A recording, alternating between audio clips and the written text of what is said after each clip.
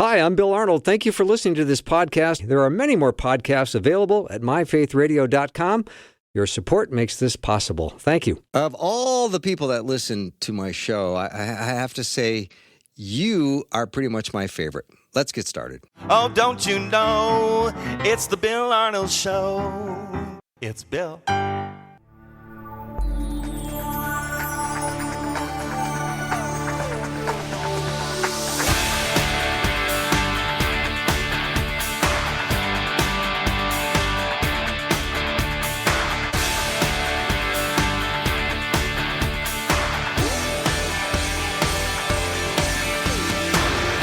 And a warm welcome to the Bill Arnold Show. Thanks for joining me today. I've got a couple of great hours of radio. I hope you can stay tuned for all of it. Dr. Glenn Pickering is going to join me in just a minute, in hour two. Dr. David Lamb is going to join the program. He's an Old Testament scholar, and I've talked him into discussing the book of Mark. That'll be interesting. But today, Glenn is joining us, and we're going to talk about the joy of the Christian life. Glenn, welcome. Thank you. It's good to be on. Did I introduce that well? You do everything well. Thanks, Glenn. You're awfully nice. Sure. But how are we going to tackle this today? Well, I want to start off here. When I tell people what I do, which is that, I work with Christians to help them have better relationships with each other and with God. And people ask me what I do, and I tell them that. I'm likely to get one of three responses. I get sort of the dismissive response, like, oh, uh-huh. And then they kind of change the conversation. Or I get the kind of skeptical response, like,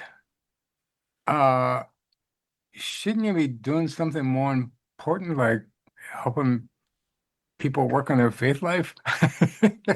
Mm-hmm. And finally, sometimes I get the sort of condescending response, like, yeah, I suppose that's an okay thing for Christians to be working on. Mm-hmm. And I think, golly, you guys don't get it.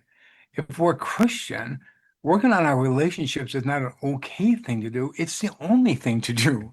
And I'm not saying that just because I'm biased, even though I am. I work with Christians on their relationships, so I obviously have my own perspective. But I just think, Jesus in, the Great Commandment, people ask him, what's the most important commandment? And he says two of them, which I love, because for him, they're almost inseparable. And, he quotes Deuteronomy and Leviticus and says, love your God with all your heart and love your neighbor as yourself. And he says, and the second is like unto the first one. Mm-hmm. And because he doesn't see them as being really separate. They're almost the same in a way. And we're going to talk more about that in just a minute. But we'll just start with this, that yes, it's important that I'm filled with God's love, because otherwise I can't really love my neighbor, because I can't really do that on my own. I'm going to need help with that. But the flip side is also true. If I love God, but I keep that to myself and don't love my neighbor, then what was kind of the purpose of it?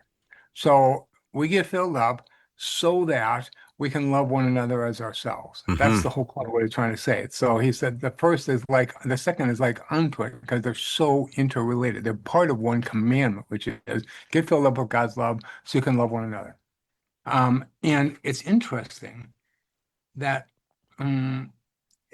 basically he's saying this, which I think is totally true. If we get a vertical relationship right with God and a horizontal relationship right with everybody else, then everything else has a way of falling into place. And it's interesting, you read the 10 Commandments and think, okay, so there are 4 commandments about how to love God, and there are 6 commandments on how we're supposed to love one another. And so even no matter how you look at the law, it really does come down to those things. We need to love our God and we need to love one another. So when Paul says in Galatians 5, the entire law is fulfilled with this, love your neighbor as yourself. It's really important to understand Paul's not being dismissive. I mean, he had that Bible memorized. So, this Old Testament, and he was a serious Jew, but he really understood, yes, and all of that is fulfilled if we love our neighbor as ourselves. So we need to understand our faith, no matter how you look at it, is really about getting our relationships right. It's the absolute core to get a relationship right with God and to get our relationships right with everybody else. And it's important to get that from Jesus' perspective is just absolutely fundamental. So, Some people tend to think that, Christianity is like a list of rules or something, or a whole set of shoulds, but see, it's not supposed to be a chore or a burden. I love when Jesus says in Matthew 11, my yoke is easy and my burden is light. Because, there's 613 laws in the Old Testament that people are expected to obey. And it's kind of up to the rabbi in each community how much emphasis they put on that. And some of them were pretty strict about it. They had a very heavy burden and a very heavy yoke, and they said, no, you have to obey all 613. Some of them were like, well, here's the main 50 that you really need to focus on. That's what's really important. And Jesus said, my burden, my yoke is easy and my burden is light. I give you two rules, two, not 613, not 50, two. So when he said, as a rabbi, to the people in his community, his disciples, that my yoke is easy and my burden is light. It's not about demanding. It's not about a list of big rules. It's not about a bunch of shoulds. There are two things that I ask of you as my disciple: to love your God and to love your neighbor as yourself. Which that's that's a radical take on the law from Jesus' perspective. Mm-hmm. Glenn, I like something you said earlier, a couple of minutes ago. You said you can fill up so that you can love one another better. Right. And I love Right. the word. I love the Yeah. word "so that." Yeah. Mm. Yeah. Say more about that. I'd love to hear it. Well, whenever you ask God for you have a prayer request, whatever it is, included in that prayer request should be so that I can, do Right. something for the kingdom, so that I can be exactly. honoring and glorifying you in some way. Absolutely. I just feel like sometimes our prayers are so focused on ourselves for ourselves' sake. Right. And if you think about it, let's say I'm going into a meeting and I ask God, give me patience. Okay. Well, that sounds like that's for me. But what I'm really saying, give me patience when I deal with all the other people in the room. Give me patience so that So that, I can treat my exactly. brothers and sisters in the room. Mm-hmm. Or God, give me the courage so that I can speak your word when it's my turn to do that. You know what I Amen. mean? Even the things I'm asking for, I'm asking them so that I can do whatever it is that God's asking me to do at that time. And of course, Jesus is sounding radical once again when he says, Yeah, I've got just two things you have to do, because the right, Jews must have been going, we're in the 600s and right, you've reduced it down to two? right, right. And so when he says in John 13, a new commandment I give you that you love one another, well, that's obviously not a new commandment. You know, that's in Deuteronomy and Leviticus from like 6, 7, 800 years before Jesus was born. But what is new is that here's a commandment I give you, love one another, period. Mm-hmm. That's the end of the list. Yeah. When Jesus says, love the Lord your God with, and love your neighbor as yourself, every time I Right, read that, I've always got that little question when it says, love your neighbor as yourself. And I'm thinking, right. do I put the same energy into meeting the needs of my neighbors as I do meeting the needs of myself? And the answer is, well, of course Right. not, right? So how do I love my neighbor as myself? And Well, what for does that me, mean? that's a great question. We're going to talk more about that later in the show, but just to sort of set us up for that, I think this is why Jesus gave us the golden rule. It means that I would treat people the way I would wish for them to treat me. Okay. All right. That works In for other me. words, yeah, so what does it mean to love my neighbor as myself? That I would treat them with the same courtesy and respect and thoughtfulness that I would want to treat myself. Mm-hmm. And yeah, as an aside, some of my codependent friends think that Jesus said you should love your neighbor instead of yourself, but that's not what it says. Right. Right. It assumes that I'm treating myself with kindness and respect, and that I will also then do that for other people. Mm-hmm. And I need to get filled up with God's love so that I can see beyond my own little perspective and Right. actually do that.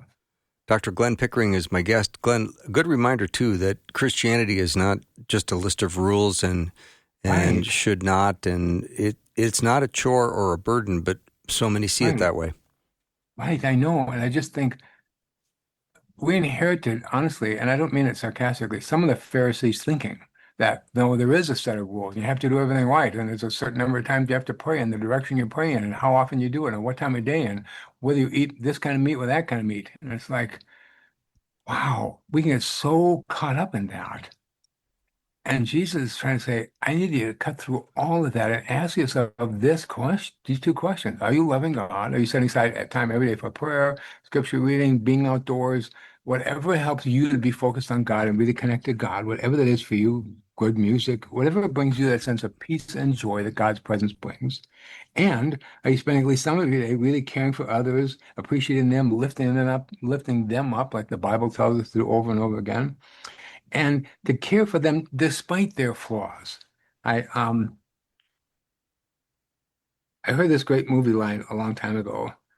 This person, she was getting married, and she said, "You like your friends because of who they are, but you pick the ones you love in spite of who they are. Like I love you in spite of the fact that you're kind of introverted in my case, for example." Mm-hmm. And I just think that's the kind of when we love God and then love our neighbor as ourselves, it's not that we have to pretend they're perfect or be blind or live in denial. It's that no, I see those flaws and I care about you as a person and I want good for you. My 7-year-old granddaughter yesterday I was over there visiting. She made a mistake that she felt bad about. She kind of shut down. And I'm always telling her she's a great kid and I love her and she's so amazing. I said to her as gently as I could, honey, even when you make a mistake, you're still a great kid. I still adore you. You're still a great sister to your brother. You're still really good. I mean, I just wanted to understand, yeah, we make mistakes. It's not our job to pretend we don't, Mm-hmm. but it is our job to think, yes, and I love you anyway. And I just think over and over, we're being asked to give that kind of love because that's what we need too. We need people in our life to think, yep, I see your flaws and I choose to let God fill me up with love and then just love you anyway. Not out of denial, but out of getting, yeah, but there's so much good there. I'm going to focus on that. Mm-hmm. And so when Paul says in Philippians 4, whatever is good, whatever is great, whatever is excellent, whatever is worthy of praise, think about these things. I think, great, we're supposed to do that in all of life, but especially with the people in our life. We can focus on their flaws, and we all have them, so it's easy enough to do. Or we could focus on what makes them amazing, despite the fact that they have those flaws. And that's what we all want. So Mm-hmm. I'm going to love my neighbor as myself, and I'm going to give them that same care and courtesy that I would want from them. Glenn, I want to go back to my yoke is easy and my burden is light out of Matthew Yeah, chapter 11, because in verse yeah, 28, Jesus says, "Come to me, all of you who are weary and burdened, and I right, will right, right, and I will give you rest. Take my right. yoke upon you and learn from me." And then he goes into a descriptor of himself. "For I am gentle and humble in heart, and you will find rest for your souls." Those are very serious words. I love that you quoted that. It's so important because I just think the same people, and we can all get caught up in this, who think it's all about the rules, that makes you kind of see God and Jesus then as sort of a strict kind of taskmaster who's going to punish you if you don't do it right.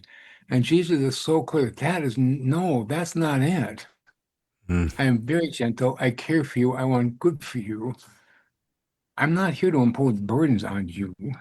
I'm here to give you rest, like joy and peace. hmm I look at some of the chaos in the world right now, and I don't Oh my see gosh. people saying things like, "I am gentle and humble in heart."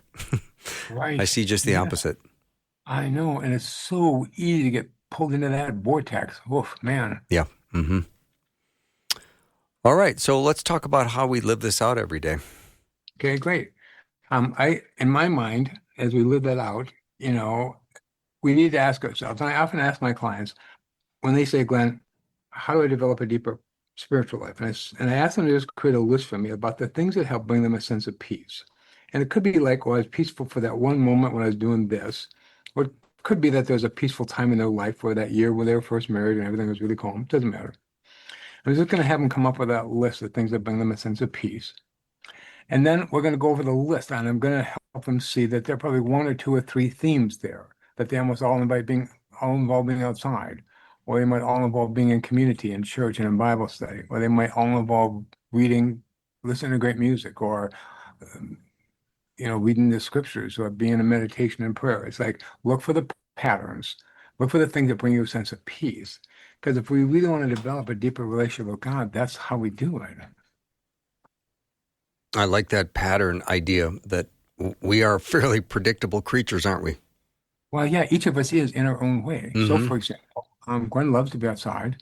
She loves to go to the arboretum. She loves to go for walks. Just being outside brings her a sense of peace. For me, like in the morning, I was born with that broken back, so I have a whole series of exercises I do every day. And while I do that, I'm listening to, my great Christian songs in my little headphones. And there's something about exercising my body quietly by myself while I'm listening to inspiring music that really helps me feel God's presence. Mm-hmm. I think, okay, I don't have to reinvent the wheel. If there's something that works for you, do that. Mm-hmm. Excuse me. I had I had a very ADHD client one time who was he built roofs. And he said, I talked to him about prayer, and he's like, yeah, Glenn, like I'm going to sit in a chair for half an hour and pray. And I thought, yeah, you're not going to do that. That's for sure. But I asked him when he felt that peace, and he thought about it. And he said, well, if I'm riding my bike, if I'm mowing the lawn, um, if I'm, building a roof. And it came up with a few other examples, but it's just really clear. He felt at peace when his ADHD body had something physical to do that didn't take a lot of thought. Mm-hmm. So then his spirit could sort of turn to God and actually hear that still small voice. But he had to be sort of physically busy in order to get to that place.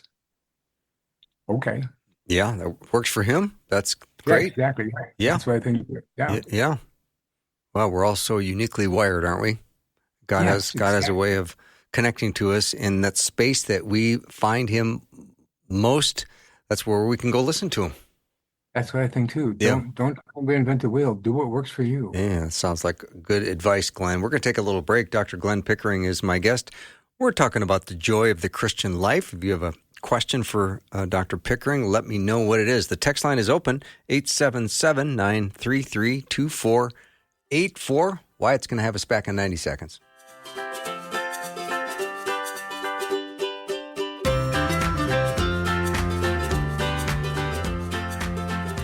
You might be the kind of person that goes to Paris and still listens to Faith Radio on the app. And I'm thinking of a particular couple from northern Minnesota. Or you might be more like the person that just goes into the next room in your apartment and listens. Well, the good news is using the app is just as easy in both places. Downloading the free app is crazy easy. Just text the word app to 877-933-2484 and then click the link. And if you happen to be in Paris, there is a coffee shop, but you should see the prices of biscotti. They have gone through the roof. I recommend avoiding it.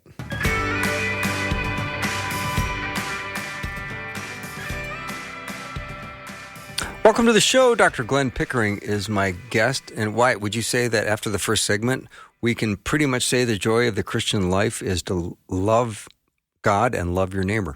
Yeah, I would say that's the big theme as of right now. I mean, I'm sure Glenn has more to say about this, and I'm excited to hear about it. But when you really sum it up, it starts there. Yeah. Has to. I like that a lot. All right, Glenn, let's talk about some of the challenges that we face. Yeah, so it's easy to say we're supposed to love God and love our neighbors ourselves. And people nod their head and think, yep, that's right. But that's actually really challenging. And I want to talk about three challenges that face us if we're going to really live that one out. First, it's intense. There are no exceptions to that rule, that the relationship comes first. So Jesus tells us two things in Matthew 5. He tells us many, many things like this. I'm just going to take two from Matthew 5, where he said, if you're in the synagogue, if you're in the temple, worshiping God and bringing God your gifts of offering, and you know that you did something that was hurtful to your brother or sister, and you know that you did it and that it was hurtful to them, and the two of you are in wrong relationship right now, get out of the temple, leave your offering where it is, go find your brother or sister and get it right. It's like, whoa. So when Jesus says, and what I'm saying is that relationships are the most important thing, it's like, yeah, even if I'm sitting in church listening to a great sermon, ready to give my offering to the offering plate, it's like, Yeah, you would think, well, that's really important. Yeah, it's not as important as getting your relationship right. Wow. If we know that we've hurt even one person, we know for sure that that's true and that's hanging out there, we need to go get that right. And it's like, that's intense. That's not, yeah, I should think about that. That's like, no, this has to be the overriding principle of your life. Like, whoa. That's a great reminder. And Jesus is very specific about making sure that we are relationally doing well. And Right, yeah. So right. let's talk. Then he just says in the same sort of thing in Matthew 5 also, you've heard it said, you shall not kill, but I tell you, if you're in a long relationship with your brother, you're going to stay the same right now.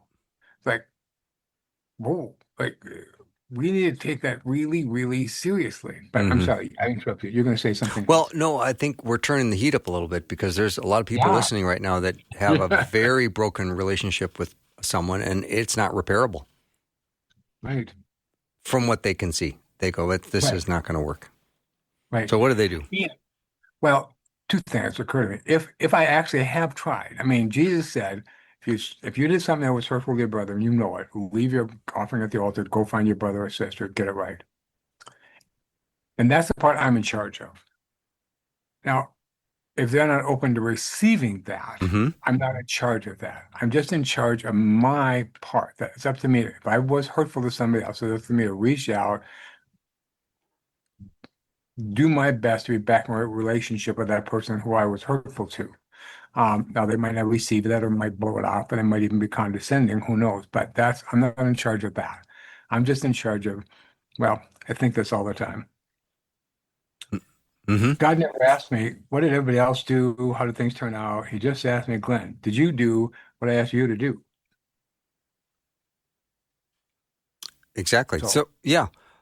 So that is an important distinction, Glenn. I appreciate you saying that. Let's yeah, maybe address another topic, which I okay. think a lot of people have asked the question, who is my neighbor? Right, that's the next challenge. It's like, Yeah. whoa. So one of the Pharisees after in Luke 10, when we hear the story of the Good Samaritan, the Pharisees hear Jesus say, love your God, love your neighbors yourself. And they're hoping for a really complicated answer to the question, who's my neighbor? Hmm. Subsection 2 of paragraph 3, part number 1 says, the 17 people who live right next to you, who live in your town, who go to the same synagogue, who dress and talk the same way you do. That's what they're hoping for, a real complex answer. Yeah, right. Jesus gives them a painfully, painfully simple answer. Hmm. He tells the story of the Good Samaritan, which we think, oh, that's a sweet story. Hey, no, it's not. It's a confrontational story. It's an in-your-face story. Who's your neighbor? Let me tell you a story. There's a guy who got hurt, a Samaritan. The priest walked by, the attorney walked by, but then a Samaritan walks by the spot guy who's hurt, and he takes care of him. So the one, So, so Jesus says to the guy who asked the question, "Who's my neighbor?" So who, you know, was his neighbor? I mean, Jesus says, "So who did the right thing?"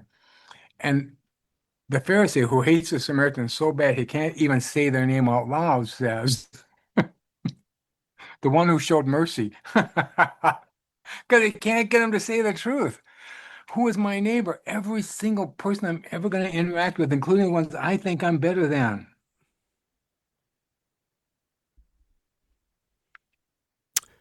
okay, thank you. Oof. The one who showed mercy. That answer is that's checkmate.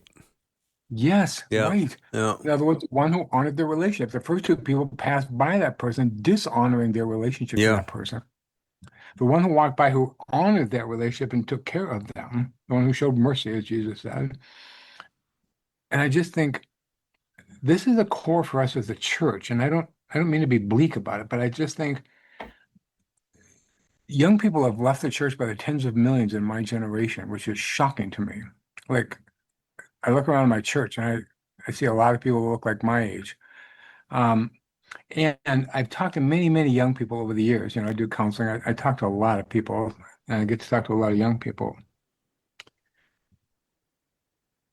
And they don't say, well, you guys are too weird. You guys are too different. You guys make me uncomfortable because you're not like everybody else. they're not upset with us because we look different than everybody else. They're upset with us because we don't. Say more about that, Glenn.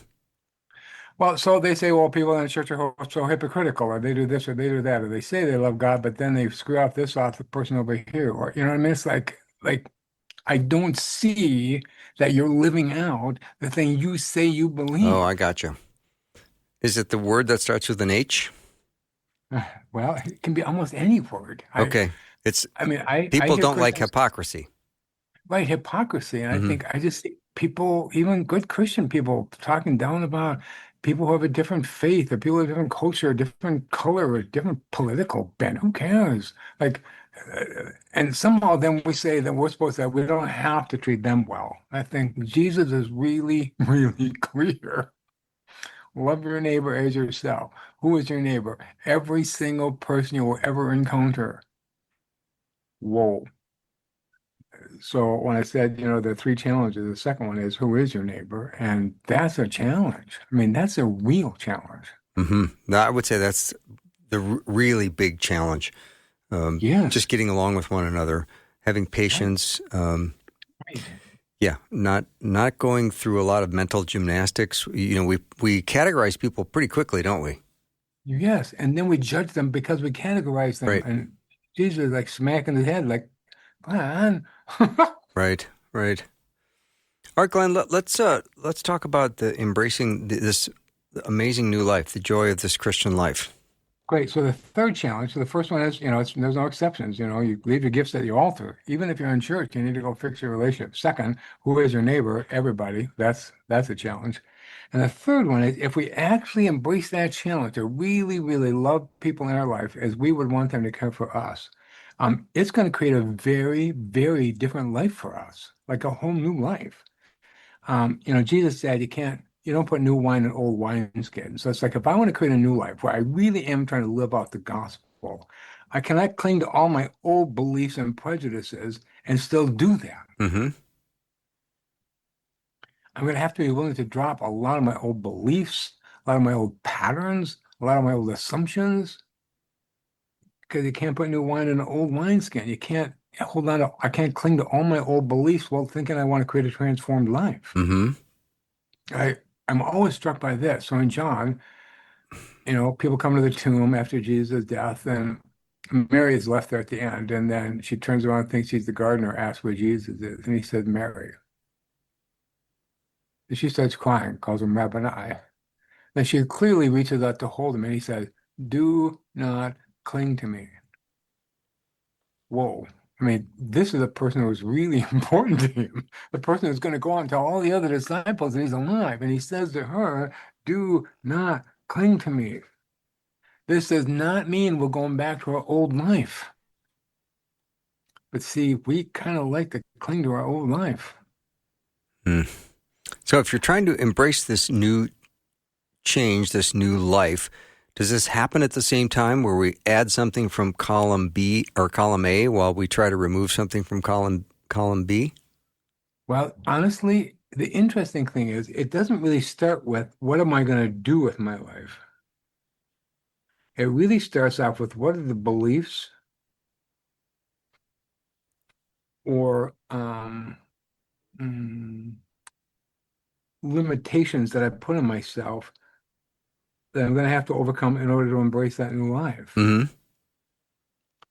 I hear so many Christians say, well, God, I know I'm called to do this, but, and they're going to give me 6 reasons why they can't do it. And I think, see, whatever excuses we have, and I don't mean that judgmentally, I mean, any beliefs we have, any thoughts we have, any doubts about ourselves that we have, that we can actually live that different, radically different life, we're going to have to figure out what those are and just drop them and replace them with, I really, really want to be living into the kingdom.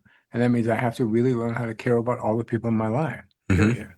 And I can't cling to any thought or belief or old behavior pattern that's going to keep me from doing that. And that's a challenge. That forces me to look at everything I think about. And Glenn, I know you always say that there's you can always change, and that change can start Yeah. today, can start right now, Yes. actually, Right. Yes. which is an exciting and intimidating thought for people. How can you help them Really hard. process that?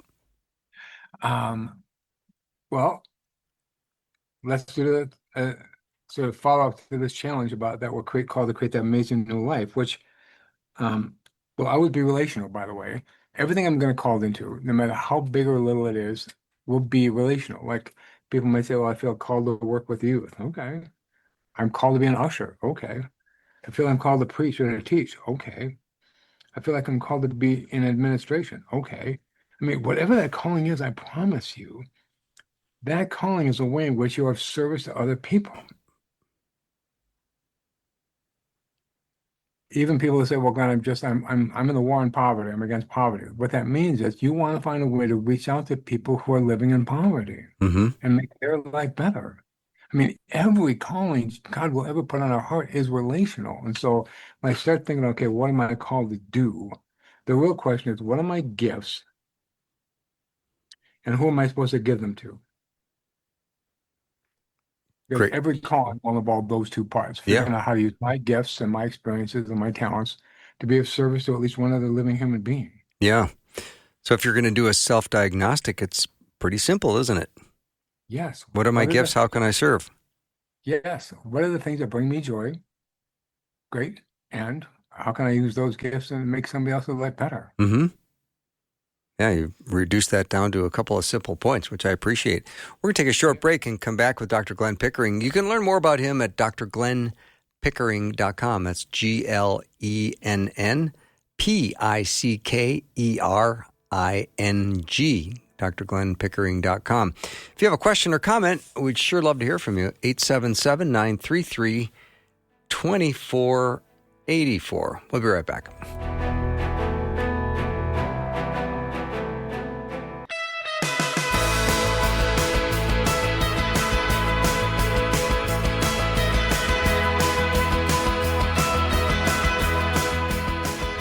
I'm so glad to be back with Dr. Glenn Pickering. We're talking about the joy of the Christian life. I hope you're having that.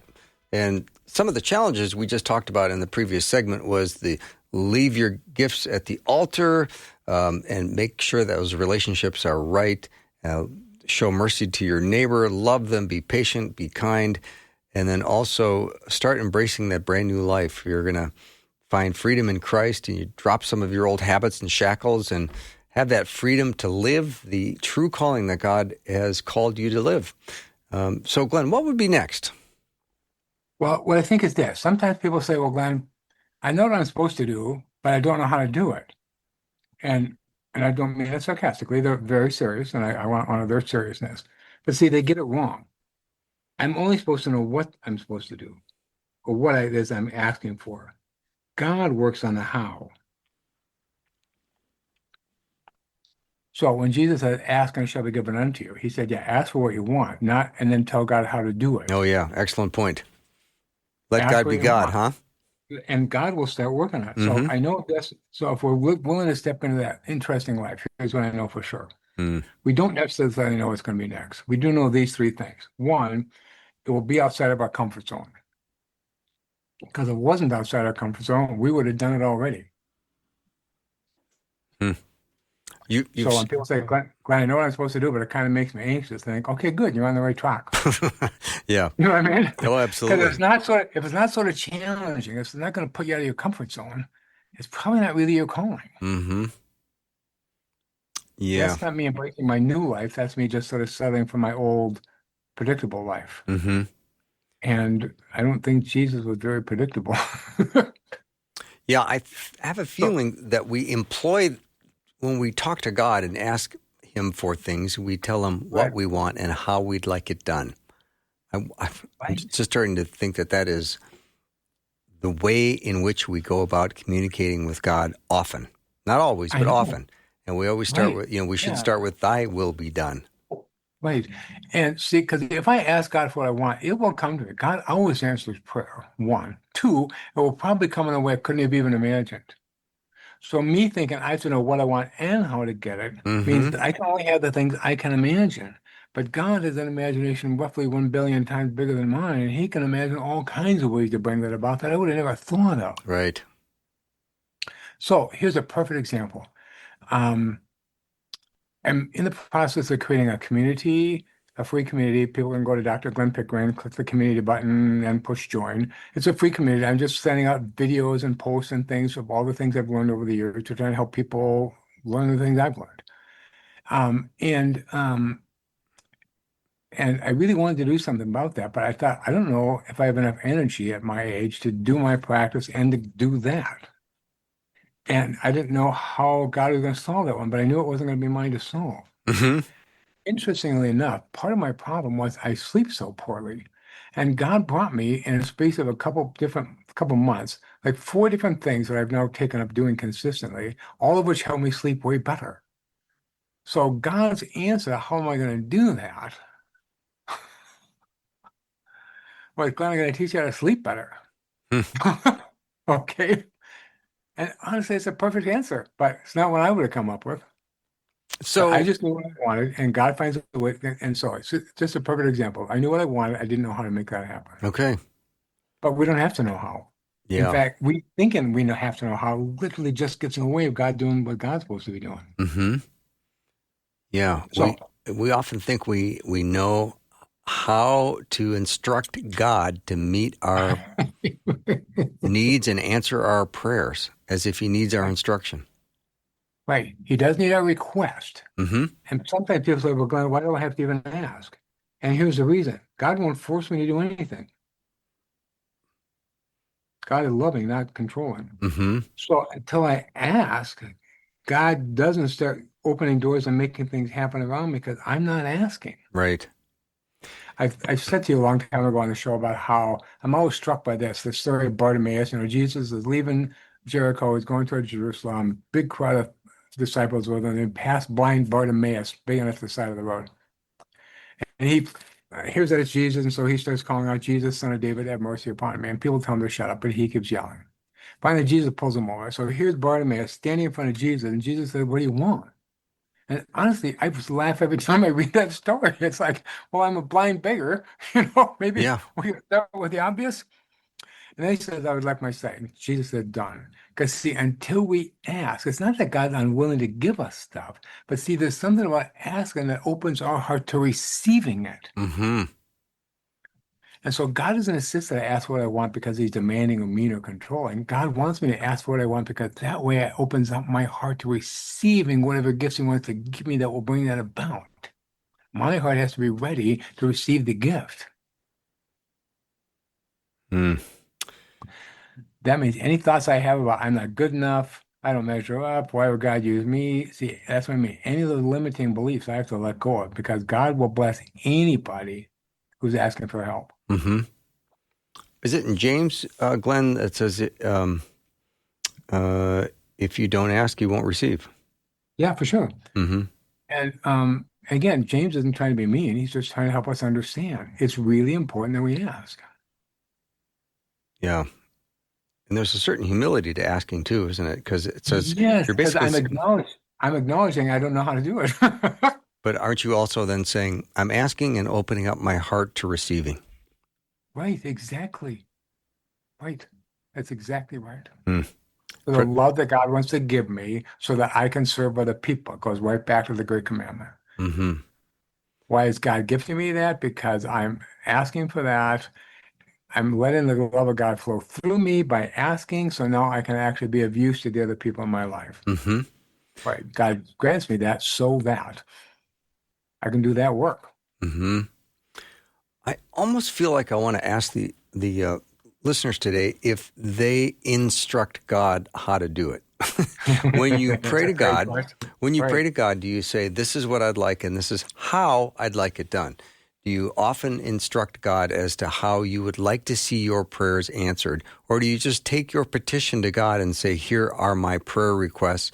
You are God and you'll work things out in your perfect will, in your perfect way. So if you in your prayer often instruct God as to how how you'd like him to sort out your prayer requests, I would like you to text. What would be a good way to do this, Wyatt? So if you're somebody who likes God to sort out your prayer requests and you bring those options to him, or you're essentially what I'm getting at, Bill, is that you're saying if you are somebody who tells God how it should be done. Yes. Boy, that is an interesting one because this is a 5-person survey, correct? It's That's what we're 5-person going survey, for right yeah. now? Yep. Okay. I would say, are you the kind of person who instructs God on how he should handle your prayers or answer your prayer, yes or no? Let's just do a yes or no. Okay, that yes way. or no. Are you the kind of person that when you pray and you take your request to God, do you also add into your prayer request how he should answer it? If your answer is yes, text the word yes to 877-933-2484. And maybe no to 877-933-2484. Glenn, I got a question. How did Glenn learn to sleep better? I random on the surface happened to be talking to the father of my son-in-law, who's from Argentina, and he was telling me about this magnesium. It's a really pure thing. It's not like a drug of any sort. It's just this pure magnesium that he takes that helps you relax and go to sleep. I started doing that, and I did sleep better. Good. And God convicted me that I was drinking too much coffee, so I make my own coffee. So I just now make really thin coffee. Okay. I I found that my feet would get really cold before bed, which kept me awake. And I found this perfect little heater. So now that's just really down on the ground, just for your feet. So now just before I go to bed, I sit for a few minutes in front of that and let it warm up my feet. Like on and on and on. There are probably 7 more things, but everything that God sort of showed me that I might do, I just did them. Yeah, that's awesome. All right. Yeah. I think the results are already in. Appears most of the answers coming in are no. It doesn't look like it's a complete sweep 5-0, but overwhelmingly no. I'm very pleased that is the result. Me as well. Right. Yeah. Yeah, because it shows that people really get. I ask God for what I want, and I wait for God to do it. Now, so we can be sure that we're going to have to take some steps out of our comfort zone. 1. 2, we're going to be sure in that process that there will be encouraging signs. Every call narrative in the Old Testament where God comes to earth and calls somebody to go do something, when they finally say, okay, and they stop just before they leave and they say, could you give me a sign? Like in Judges 6 with Gideon. That happens over and over again. And there will be signs. And we can ask God for signs. Some people think, well, I don't want to sound like I doubt God. And I think, we're not doubting God, we're doubting ourselves. And God does love to give us little signs along the way that we're on the right track. People will come into our life that we haven't heard from before and say, hey, I just meant to talk to you about this thing. And I'm thinking, oh my gosh, it's just what I've been thinking about. Anyway, so there will be lots of little encouraging signs along the way. And doors will open that we couldn't have done ourselves. Yeah, Glenn, I think we've got a lot of believers that listen to the show that are really mature in their faith. And yeah, that's so great. I love that. One of the last comments that came in was, no, I like surprises, which I find is a spectacular response. Yeah, yeah. I'm going to sign up for the Christian faith. I have to be ready for surprises because they're going to come in ways that make me think, whoa, didn't see that coming. Yeah. We're going to take a short break and be right back with Dr. Glenn Pickering. We're talking about living the joyful Christian life, and I hope that is your story. And if you have a question or comment, you are welcome to text it over 877-933-2484. We'll be right back.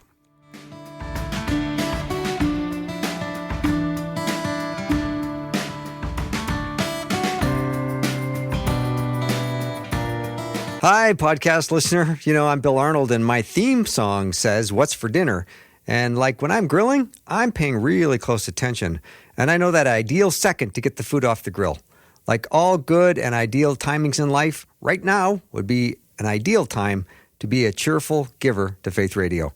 Give now to support this podcast so that more people in more places might come to saving faith in Jesus and grow in their relationship and become a fully devoted follower. Click the link in the show notes or give now at myfaithradio.com.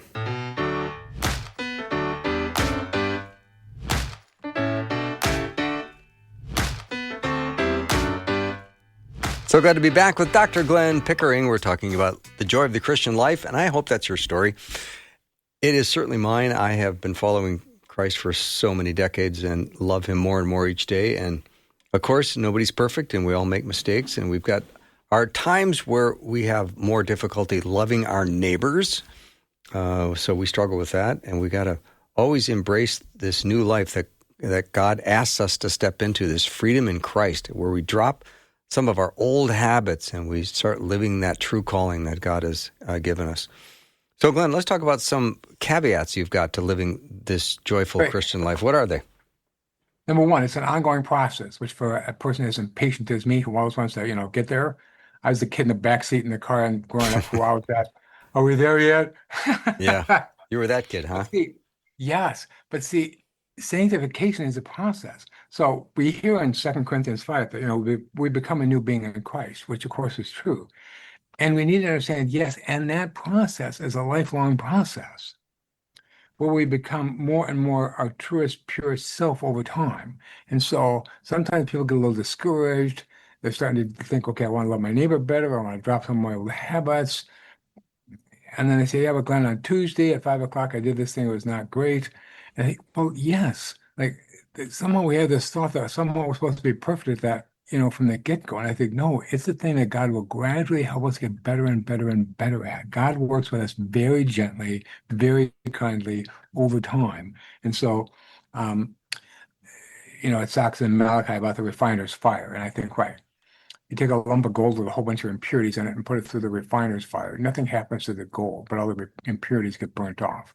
So when we become a new being in Christ, it's not that we become somebody we're not or somebody else. We become a truer and truer version of the person that God had in mind right from the beginning.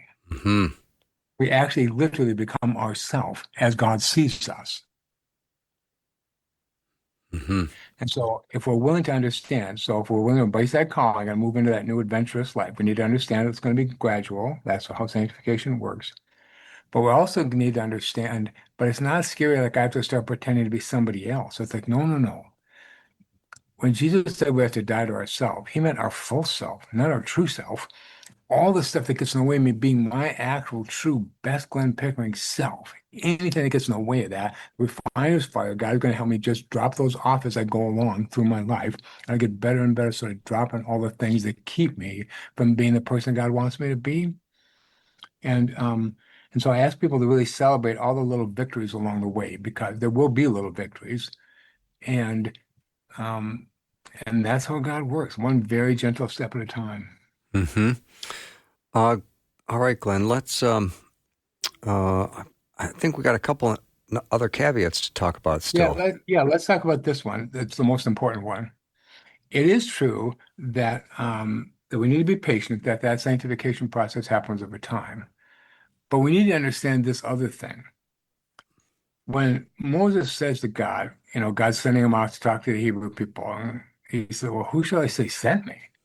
And God said, tell him I am sent you. I think, right. God lives in the eternal right now.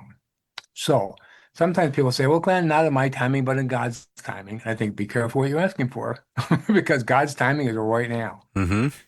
It doesn't mean you're going to be done with that calling right now, but it does mean you're supposed to start with it right now. So if God has put something on your heart, your job is to figure, okay, what's my first step and what could I literally do today or tomorrow that would start moving me in that direction? If I want to work with youth, so just think, okay, who can I call a church about that? Or if I want to become a teacher, okay, I just need to go online and find out what would it take to do that. I mean, I need to take some step now. When God puts that on my heart, I need to take step one right now, because God lives in the eternal right now. So when we say, yeah, it has to be in God's timing, I think, yes. And that timing will push us right out of our comfort zone starting today. So just know that will be true. We're not going to be finished with the calling today, but we do need to do something that starts us in that direction today. I like that. All right.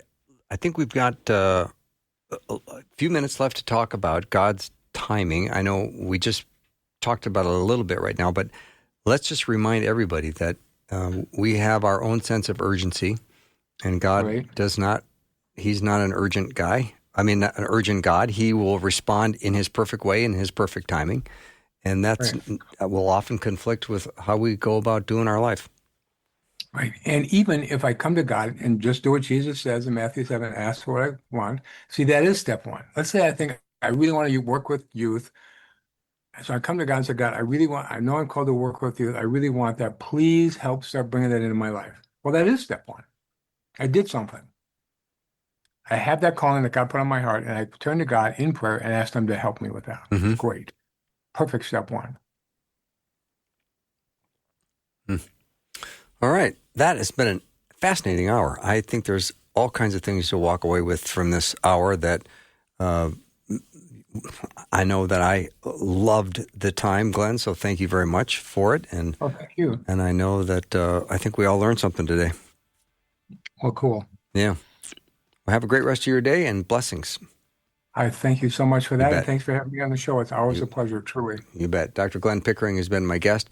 His web address is drglennpickering.com. You can learn more about Glenn at drglennpickering.com. We're going to take a short break and come back with Dr. David Lamb. He's going to talk about the book of Mark. I can't wait. Be right back.